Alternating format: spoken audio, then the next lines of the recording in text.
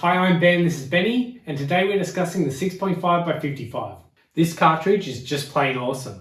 When it wasn't being used to supply the armies of Sweden and Norway, it was harvesting game and winning long-range rifle matches. This is episode 46, let's get into it. General information. The 6.5 by 55 is a rimless bottleneck cartridge. It is based on a 55mm case and fires 6.5mm projectiles ranging from 90 grain to 160 grain. It sits in the same medium power class as the 260 Remington, 6.5 Creedmoor and 6.5 by 47 Lapua, but it's the granddaddy of them all. The history of the 6.5 by 55 Swedish. Let's start in the late 1880s.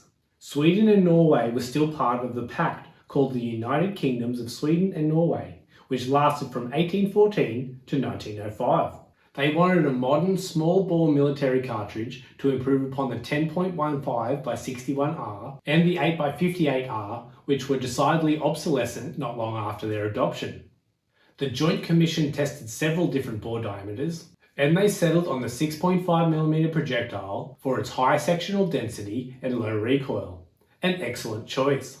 The Norwegians' early design was a 6.5mm cartridge with a rimless case, but the Swedes for some reason requested a rimmed cartridge. As a compromise, the Norwegians produced an experimental semi-rimmed version. However, after a firearm demonstration by Mauser, the Swedes changed their mind and agreed to the rimless design. Another excellent choice. The initial service projectile introduced for the 6.5mm M94 cartridge in 1894 was a long, round-nosed full metal jacket projectile. This was updated to a new Spitzer boat tail projectile in 1941, originally intended for snipers and sharpshooters. But upon seeing the ballistic advantage of the Spitzer boat tail design, Sweden made it the standard infantry cartridge as well. Another excellent choice. The 6.5 by 55 went on to be chambered in many firearms, most notably the Swedish M96 Mauser and the Norwegian Krag Jorgensen. Jorgensen.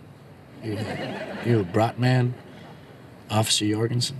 But it was also chambered in the AG-42 Jungmann, Short Slauser machine gun, Browning BAR, KG 1940 light machine gun, Bren gun, Browning 1917, Browning 1919, and the FN Mag, among a few others. After World War II, tens of thousands of surplus M96 Mausers flooded the civilian firearms market. And by the 1970s, the 6.5 by 55 was growing in all-time popularity. Before I get into the performance of the 6.5 by 55, I would love it if you signed up to the free weekly email where I share some additional content and the next few cartridges coming up.